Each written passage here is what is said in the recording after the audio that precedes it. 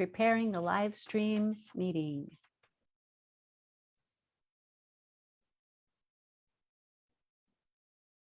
So it's streaming live. Awesome. Then here we are. And I'm going to start by saying welcome. Welcome to our cozy Q&A with Joy Ribar, Christine DeSmet, and Marilyn Levinson, aka Allison Brooke. Hello and welcome, guys. How are you doing? Good. Nice to be here. Great. So we got like so many questions. Our topic for today is why cozy mysteries are taking over the world. And this apparently, Christine, you hear this news at the conference you were just at. Yeah, more than Malice conference that was held just last week or a few days ago. Very much three researchers are looking at why everybody loves cozies all of a sudden. So it's a topic at universities now. So I guess we've come of age.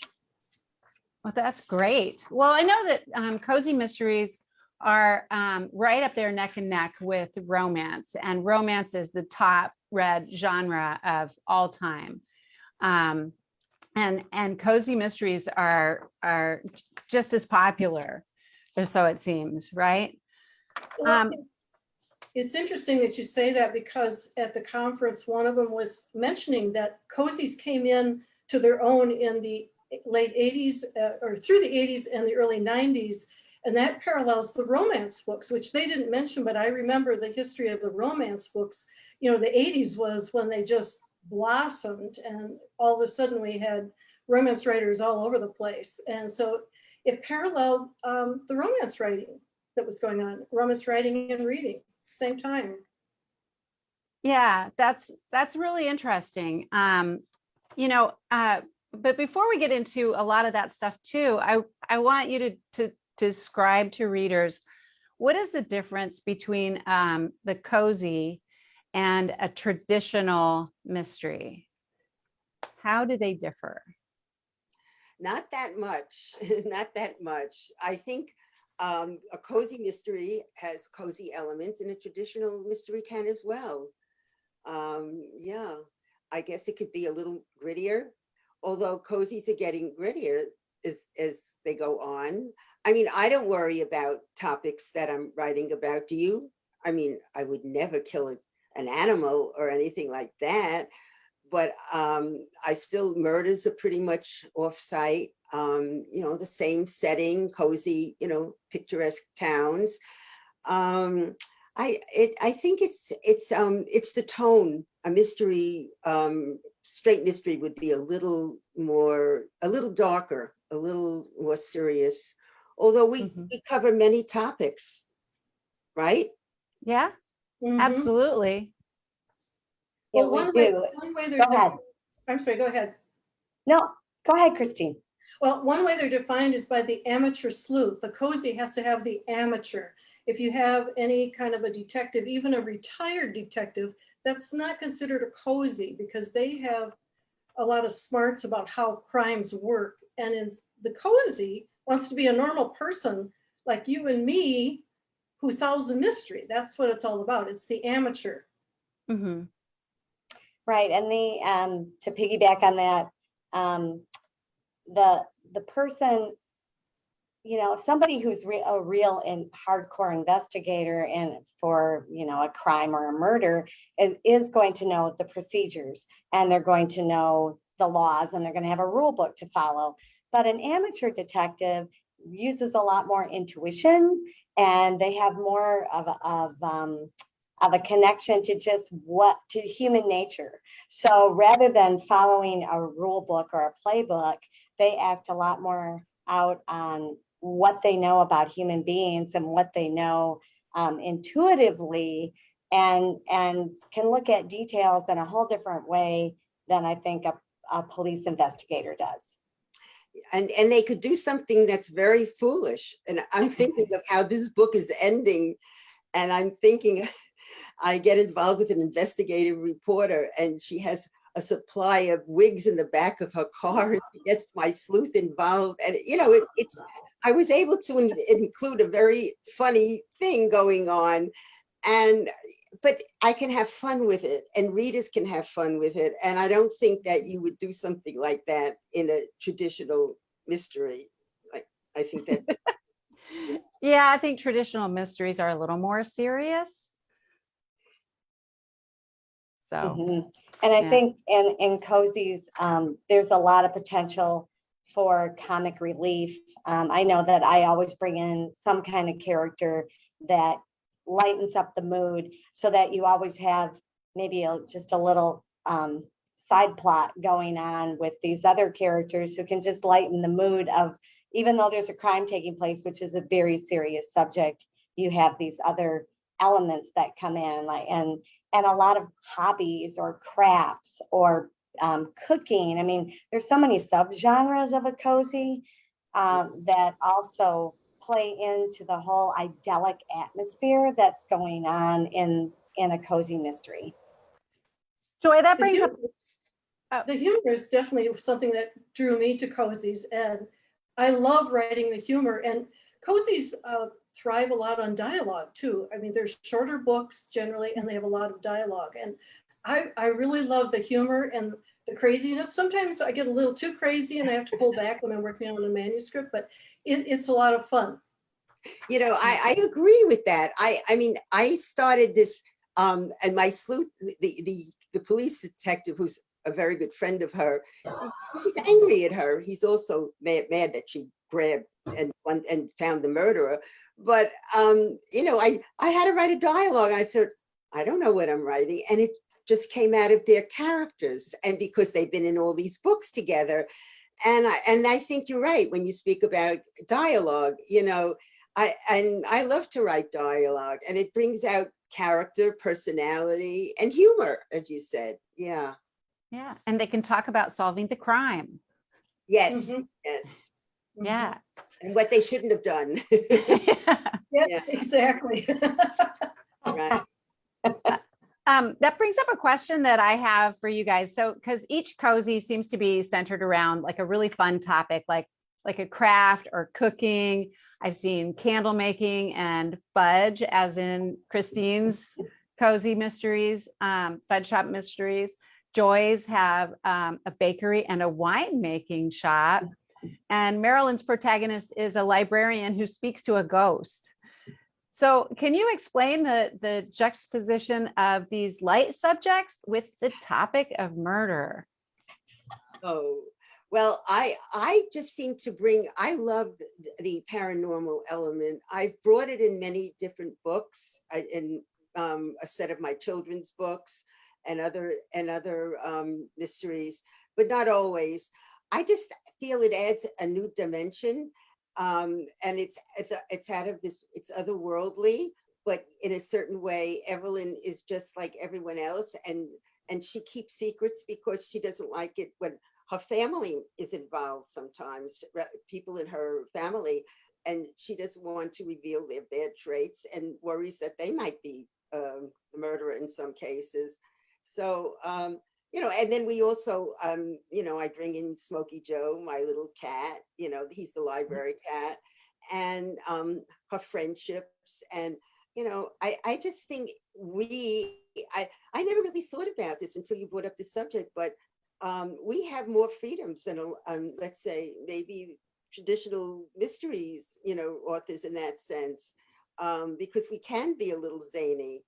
Yeah. So, right. I think so. I think, people can do crazy things, Yeah. So, yeah. Joy, do you find that you need to know how to make wine so that you can write about it? She only And drinks how? wine. Yes, I do a lot of wine research. Yeah, I mean, I think it helps. I think I'd like to have, even though it's a cozy mystery and it's purely entertaining, by the way, I think it's another form of escapism. And I think that's why readers who are looking for escapism and entertainment are going to go down that road, because they know that they're not entering they know they're entering a fictional world anyway. So it's just, we can add so many different elements of entertainment. But yeah, I think in order to have some authenticity, I enjoy researching wine anyway. I mean, I think we write about things that we enjoy. And so yeah, I think it's good. I actually did learn how to make wine so that it could be, so that I could speak more authentically and have my character sound realistic, even in her own conversations in my books, for sure. Yeah. That's cool. And what about you, Christine?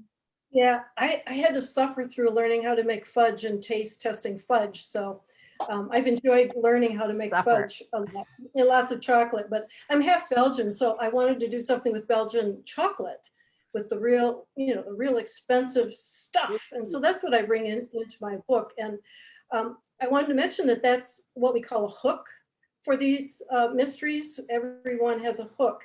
And it can be the knitting shop or the wine shop or the library. It could be any of those things. But the whole premise is that we escape the corporate world. These books are about people who love their little community. They want to have their own nice shop that they control. They're the boss, and it's pleasant. And the people in the community love to come in and visit with them. And it kind of leaves the hard workaday world behind and the corporate world behind. So yeah, we like to make fudge. And I think the word cozy, I think that's the feeling that we want to give to our readers. That really is an escape sometimes, escapism sometimes. Mm-hmm. Yeah, it really is create this atmosphere, this environment that they want to visit. They become friends with our characters. I get readers always say, "Oh, I wish I could live there in your town." So that's a real compliment, in my opinion, that they feel that kind of connection, like Christine said, to community. And the fact is, we write series, and I think that's also very important. We're able to see our characters grow and change and develop relationships, and I love that. I really, that's very important to me, and because my characters are really what's important to me, and I think that's what they're really relating to most of all. Yeah. Marilyn, do you think there's a significance of the settings almost always being like in a small town? Yeah, we have this old-fashioned people, in the olden days, people knew each other. Well, there was never any olden days that were much better, but we like to think that there were. And what happens is that there's a sense of community. Everyone knows everyone pretty well.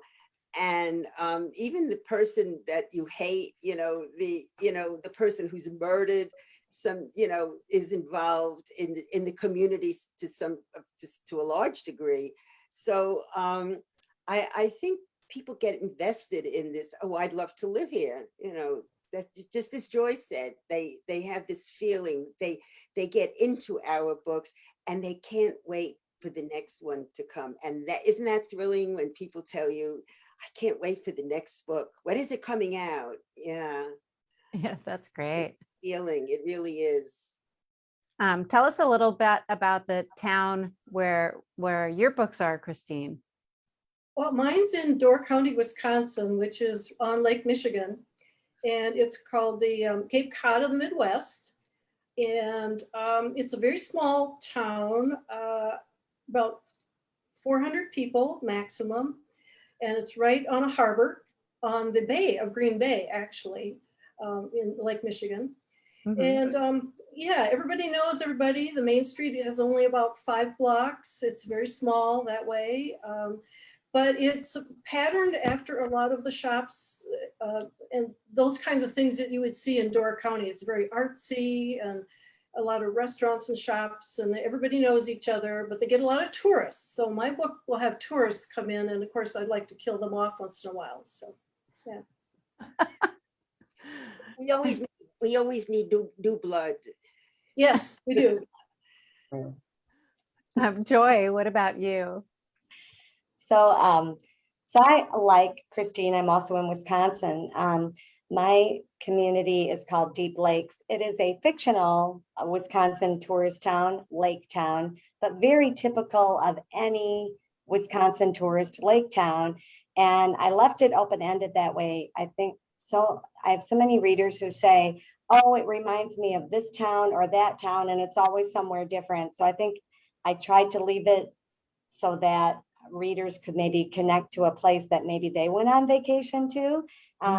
But it is fraught. I mean, it is also, like Christine, a main street, and that's, just several blocks of all different kinds of kitschy shops and fun places for people to hang out. And I try to write in all different seasons of the year, because in Wisconsin we have so many beautiful seasons to be able to write about. But in my community, it's the same thing, for better or worse, everybody knows everybody. So you know who the troublemakers are, and you know who the really good people are. And sometimes the really good people can also be a troublemaker, because that's just how it is in a small town. But that familiarity is, I think, what is a really a positive of any cozy mystery. The sense of belonging. Yeah, that's it. Yeah. They realize that people have that feeling, and they like that feeling also. Readers like. Yeah, that's so cool. So Christine, this question is for you.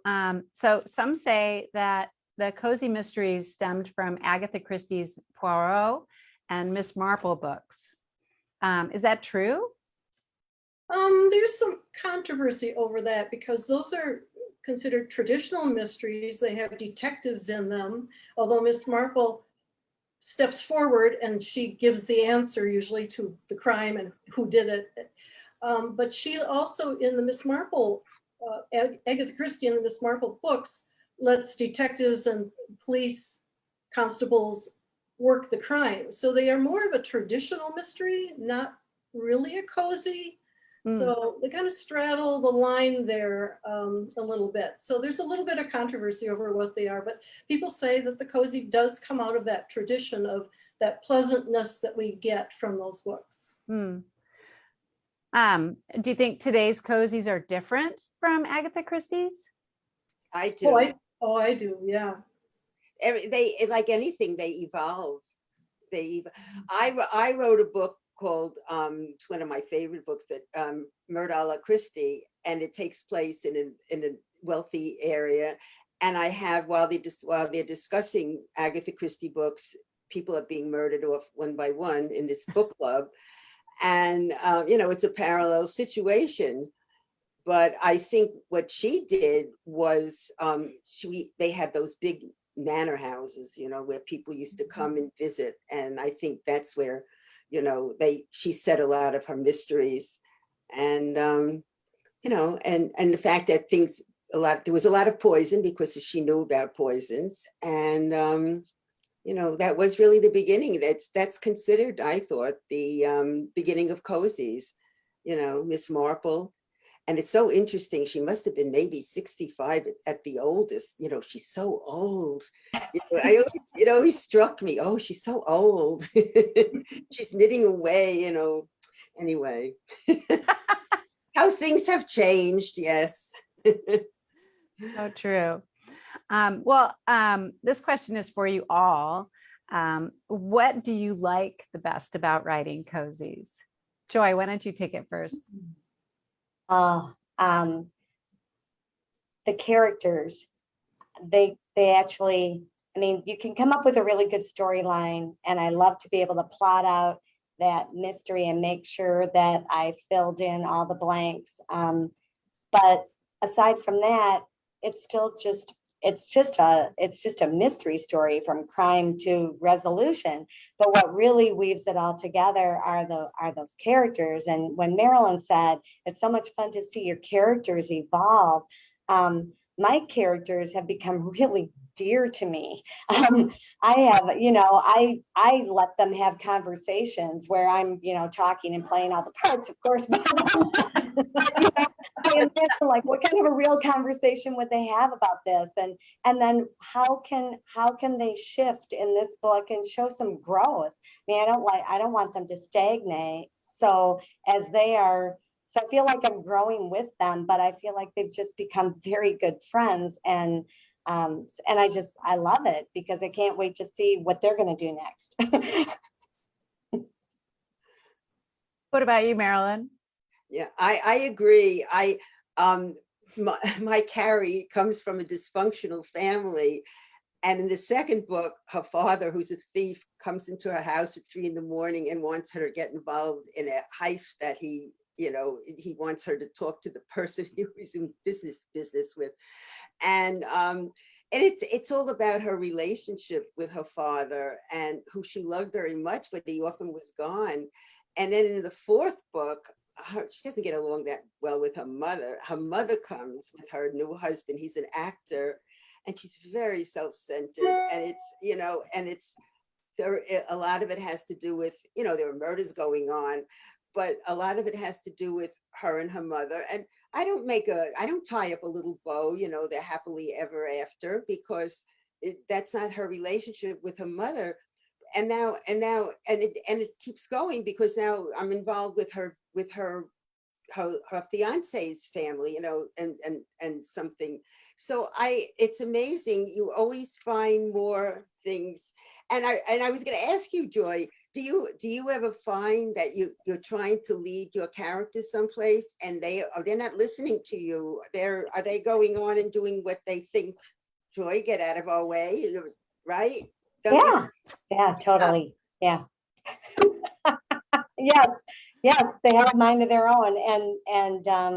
And my character, even though she's in her 40s, her name's Frankie, she's still trying to navigate the waters of, okay, I have this mom, and I always feel like I want to be the best person I can be for my mom. She has a wonderful mother, but she puts a lot of pressure on herself to just be this perfect daughter, which, that doesn't exist. But she's also navigating how to be a parent herself to her own adult children. And I feel like some of those are such realistic situations for all of us. And so sometimes I find that, this conversation's going to happen, but then, her mom, darn it, she does something that surprises me. So it's like, oh, well, I don't know who took over somebody intervened. You find that too? You find the same thing? Yeah. It shows they're alive, right? Christine, what do you love best about writing cozies?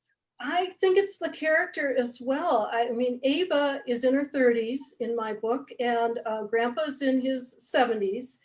And she came back from California in my books to help Grandma and Grandpa. But Grandpa doesn't need help, we find out. Grandpa is an instigator of trouble from the get-go. And she has to work hard to keep up with him and keep him out of trouble. And I just love working with them, how much they love each other. There's this genuine love, and that's what it's all about between those two characters. My readers have said the same thing. They really like Ava and Grandpa. And the other day when I'm working on my 6th novel, and I was thinking, I wonder when I should end this series, or, when there's that question that comes up, is this the last book, or how do I go on? And I got the great sadness. Sadness comes over you, I think, when you love your characters so much. And I thought, gosh, I don't think I could end it now because I'm so sad. I want to stay with them myself. Why were you thinking of ending? Why were you thinking of ending it? They're at a certain point of growth together as characters. I could end it at the 6th book, because there's some major things that happen in book 6 that help them. You can imagine the future. Some things can be launched for the future, but it might mean that I need to launch another 3 books. Wow. Well, that'd be great. I'm sure everybody would love to read them. I know I would. There are some series that go on and on and on, Yeah. How do you feel about, knowing that you have to keep these characters going? Well, I'm finishing my 6th one. I know what's going on to the next book. But I guess I could go a few more. Because they keep living their lives, don't they? Yeah. But you keep bringing in more characters. And I know one person would say about one book, oh, Evelyn wasn't in the book enough. Or my editor would say, well, bring in the little girl more. And you're right, you can just do just so much because you have all your your usual characters, but you also have the new ones, involved with the murder. So sometimes, and I feel very bad in this book that her best friend isn't in it as much, but But she'll be back probably, right? oh, of course. But I'm just saying because I introduced two new main characters just for that book. I know how to get rid of them. I mean, I'm not killing them off. No, I know how they're leaving. I'm learning. I'm very good at that. But I so in the back of my mind, I have an idea for another series, but I cannot write more than one series. Then some people I know write 3 series, but I cannot do that. Yeah. I That's think really sometimes readers will, oh, go ahead, Christine. I was going to say, it's really smart to bring in those other characters to help re-energize things to get the next 3 books written. I really admire you for doing that, Marilyn. That's a really good tactic to introduce new regular characters. Well, they're not regulars so much as, I need them for that particular book. And But some would stay, right? well, I don't think I'm going to. I think I have this TV investigative reporter, and she's very obnoxious, frankly. I mean, she's Oh, very, then get rid of her. and I really feel, so she's practically taking over Carrie, and I don't, and she's not really comfortable, and she speaks out on television against the police chief, and I'm having her moved upstairs. She's going to be moved out.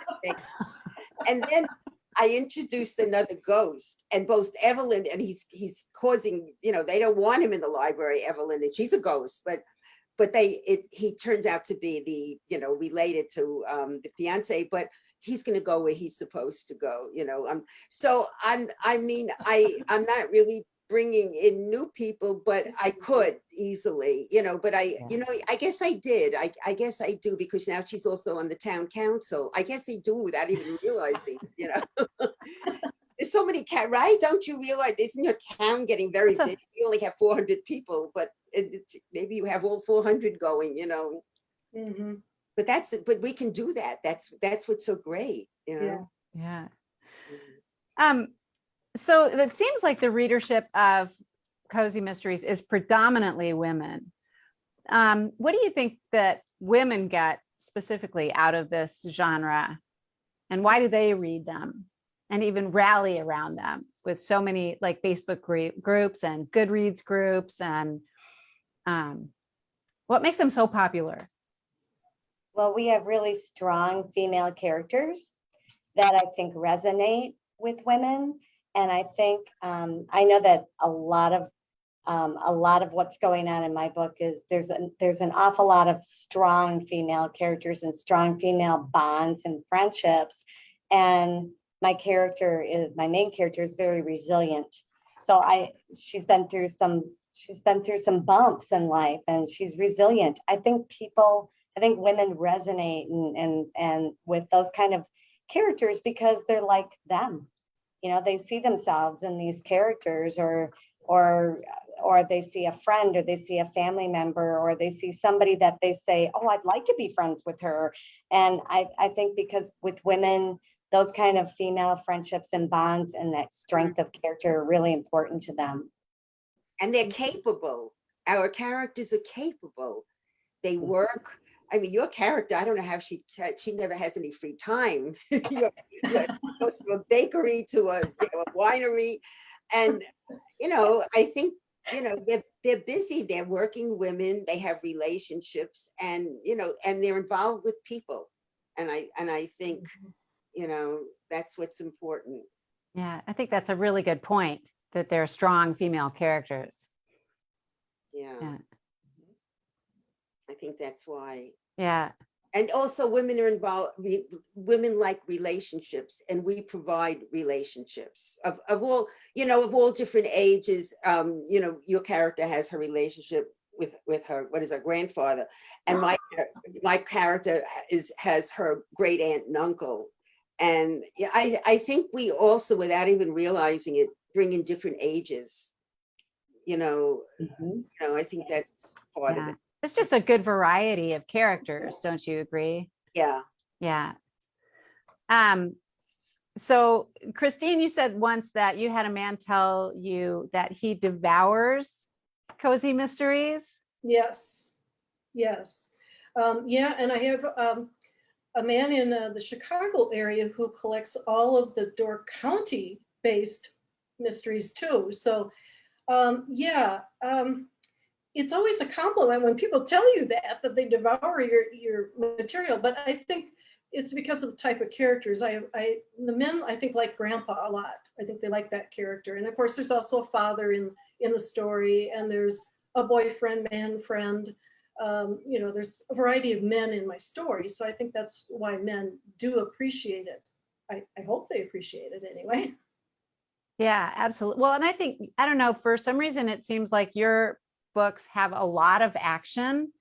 Five Alarm Fudge had all the fires and stuff going on. So there was a lot of action in at least in that book.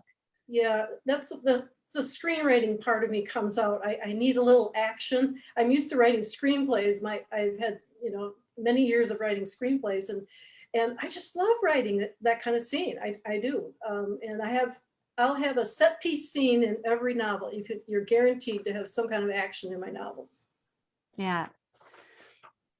Meg, I don't know how to pronounce your last name, Meg, but she was asking on Facebook, how hard should it be for readers to solve the mystery?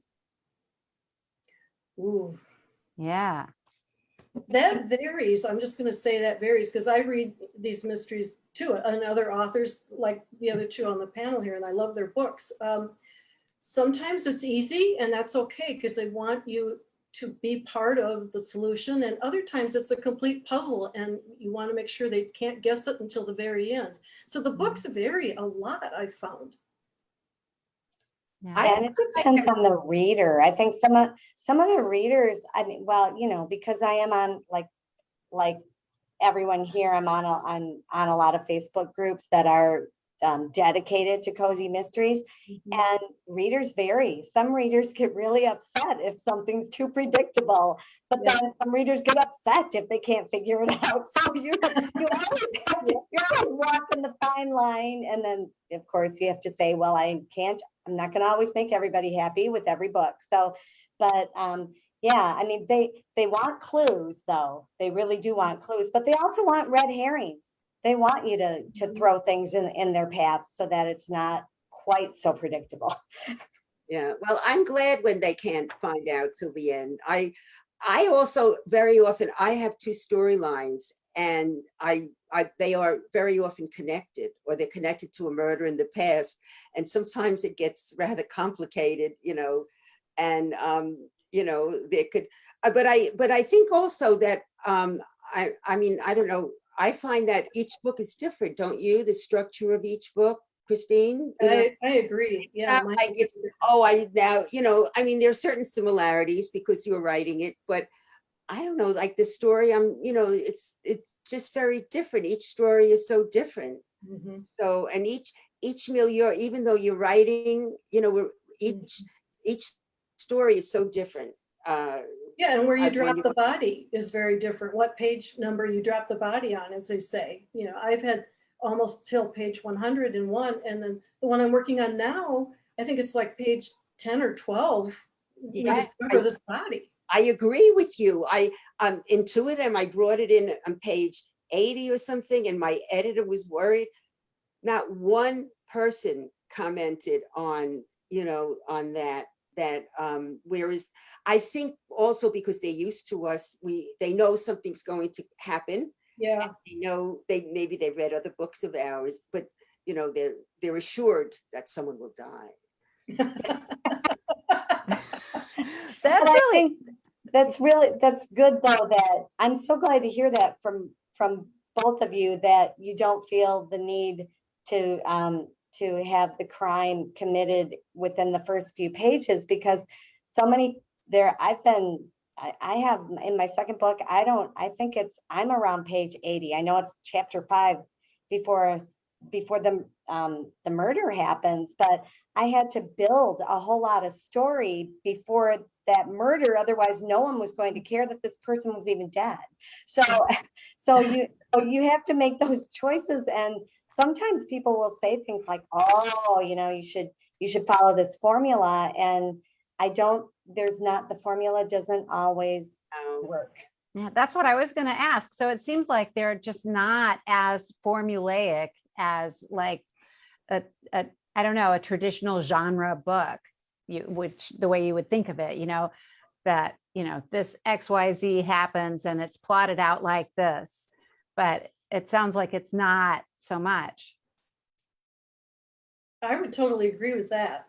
Some of them are going toward, as Marilyn said earlier, going towards suspense and almost thriller elements at times, and others are very sweet, and the books are real short, and others have big long paragraphs all the time. I mean, there's so many different types of writers now working in this genre. It's actually kind of blissful for readers because they have all this variety. Yeah, Yeah. that's really great. Absolutely.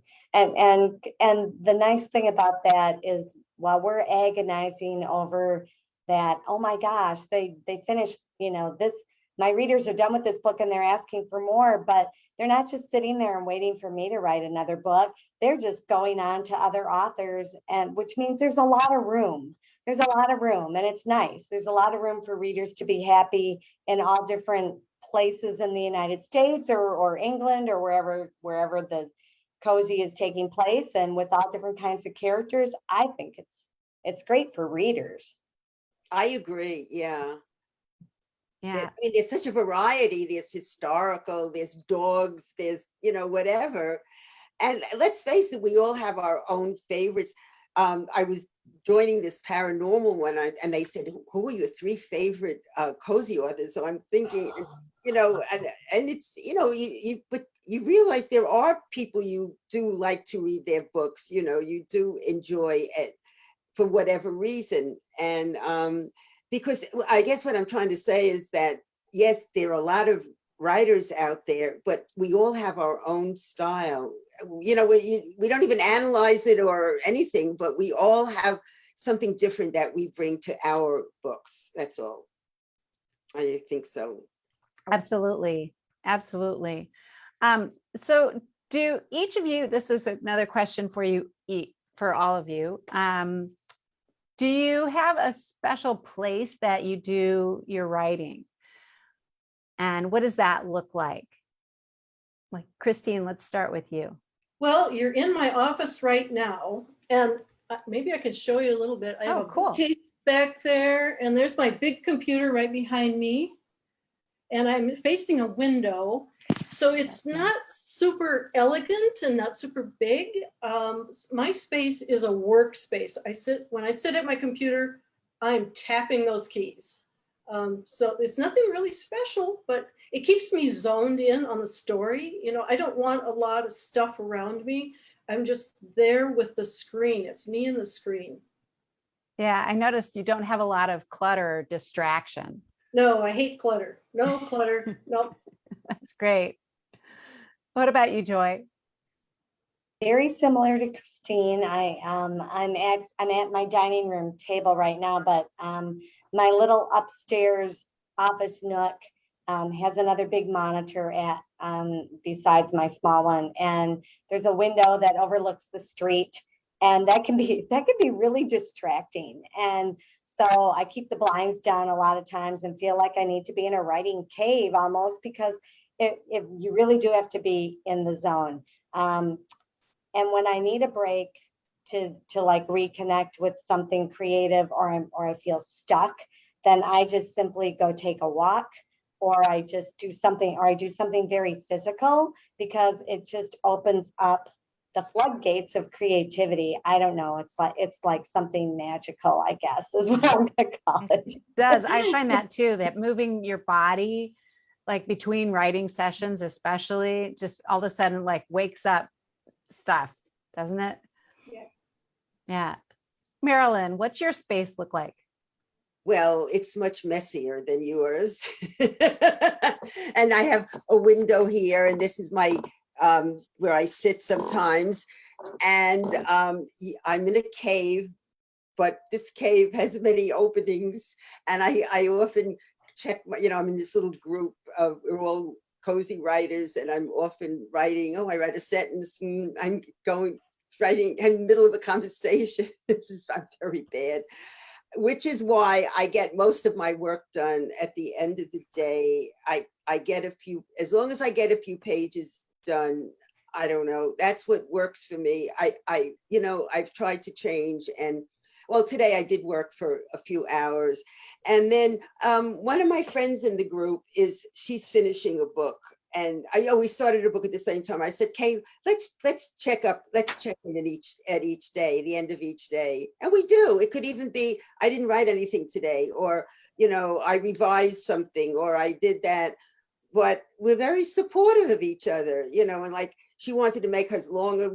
I said, we talked on the phone, and she doesn't live near me, but it's just, I don't know, it worked. And just knowing that, writing a few words about what I'm doing, I don't know, I guess it's not as lonely as what I'm saying, Oh, that's cool.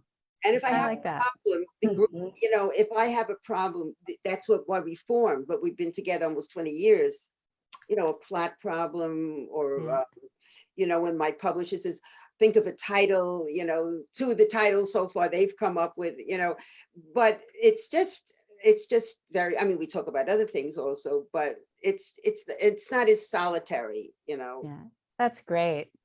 Yeah. Christine Kalani Craven on Facebook is asking, do you all write in other genres too, or just cozy mystery? I'm just in cozy mystery right now, and I have another series I'm working on as well that I can't talk about, but it's also cozy. So right now I'm just in cozies. Okay. I write short stories and nonfiction pieces too. They're short pieces, but otherwise, as far as full length books, I'm in cozies right now, and that's it. Yeah. And Marilyn? I started writing children's books, and I'm waiting to hear if the second in the series is going to go out with my agent of that group. And then I want to finish the third book of that, but mainly I'm focusing on cozies at this point. Yeah, I'd like to get back to writing short stories. I think I forgot how to. I really do, because I'm sure you're aware of it because you write them, Joy. The difference between short and long, and I don't know. I just would like to write one, is what I'm thinking. Yeah. And Joy, you posted on Facebook or something that your story just won an award. 2 stories. My nonfiction essay won a third place in the Jade Ring contest, which is the Wisconsin Writers Association. And then one of my short stories received an honorable mention in a Hemingway International Short Story Competition. So that almost really great. Yeah. Yeah. My heart. I have to say. That is fantastic. So where can we read those? The Wisconsin Writers Association will publish their Creative Wisconsin anthology with that essay in it. I believe it will be out in September-ish. So I will have to continue, watch on Facebook, watch on Blackbird Writers Discussion Forum. I'll put it up there for sure. The Awesome. other one, because it isn't going to be published, I'm going to actually enter it in another contest. So I can't publish it per se, because even if you let it out anywhere in the public realm, you can't submit it to another contest. And it's a story that's kind of, it's become my favorite child right now. Oh, wow. I want to submit it to one more contest and just see if it has a chance to win something. Wow. Yeah. Well, I'm But dying thank to you. read Thanks it. for asking. Thank you. Yeah. Diana Horn on Facebook is asking, what is it like when you have an epiphany of an idea? Do you contemplate the next sentence or go hard at the keyboard and just let it flow? Ooh, I let it flow and capture it as soon as I can. I mean, I'm just writing it down, and I always have paper or something with me too, because when you get those moments, you got to write it down. You got to get it down. Yeah. Yep, use it Absolutely. or lose it. Yeah. Yep. What about you, Marilyn? I agree. I agree. I find that sometimes I write something and then after I wrote it, I just realized something that I could put into it. And so that's a moment for me because it's usually on, it's part of a story. And so it's, I'm glad when I get the moments that what I can do next, that's going to be a little bit different from the usual or what people would expect. Yeah. That's again the freedom that we have. I never really thought about it, that we have so much freedom to write really the way we want to. Right. And if it was me, like when I have an idea like that, it depends on where I am. If I'm at the computer, great, and I'll just like pants it. Um, but if I'm not, I'm looking for a notebook or a something, just to write it down and to get it. I'll even like wake up in the middle of the night and I've got a notepad in my side table dresser there. And even in the dark, I'll be writing. I use talk to text on my phone. So if I'm out walking, invariably, if I'm out walking, I feel like I'm thinking about nothing. And this either great line of dialogue or great plot twist will come, who knows, drops from the sky. That's what I think. And so I pull out my phone and I pull up my name and I do talk to text and I immediately get it down because if I wait till I get home, I'll lose it. Mhm. Yeah. Yeah. And it's fun when those ideas come because sometimes you can be writing for weeks and you're like, I think this is how it's going. And maybe you're kind of plotting along, but it's great when all of a sudden it's like, yes, I know what happens. Well, and sometimes after you've been working on it for weeks, like I've been doing in months, you get an idea that you should have had from the very beginning. And so now when you do the rewrite, you're going to have to go back and plant it and rewrite to accommodate that great idea that just now came to you that you Right. wish you had 6 months ago. And that happens all the time too. Yeah. And another thing I find that if I'm about to write to my friends, what should I do? Just the idea of writing, I'm typing and it comes to me, something will come, Yeah. right? Just So true. in other words, I think what we're discussing is how we get our creativity, to get moving. Mhm. And it's interesting. It's very interesting. Yeah, and sometimes we ask our characters too, don't you, Marilyn and Joy? You ask your characters like, what are you supposed to be doing here, Ava? I talk to her and then she talks back and I type away. Or Oh, gosh, I thought that was just me. they can have a conversation, get you out of the way, and yeah. So I think what I've learned to do in writing this series is I've learned to let looser, to be looser. Yeah. I was always a plotter, and with each book I've become more of a pantser, and then in this book I really became. It makes me nervous because my editors and ask me what I'm writing about, so I feel I want to tell her. I do that, but I wrote about 2/3 of the book, and then I had to stop, because I had a very complicated plot, and I wasn't used to being a pantser all the way. So I don't even know how I got back into it, but thank God I did. But it can be a problem, and Yeah. I think we've trained our minds to think a certain way. And I think we've learned to trust our process. I'm sure all of our processes are very different. Yeah. We have 4 authors here, and they're all different, right? But Yeah. whatever you do works for you. What I do works for me. I Mhm. think that's the Yeah. case. Yeah. Absolutely. And for any aspiring writer, they should know, just to try and accept your process and find, what works for you. And if you're fighting something that's not working, because there's so much advice out there, don't do it. Do what you enjoy doing and do what works for you. Like most people say, right in the morning, early in the morning. Well, that's not me, you Yeah. know. Yeah. Well, we only have 10 more minutes, and I want you each to share what is coming next, what you're working on now. Okay. Mm. Yeah.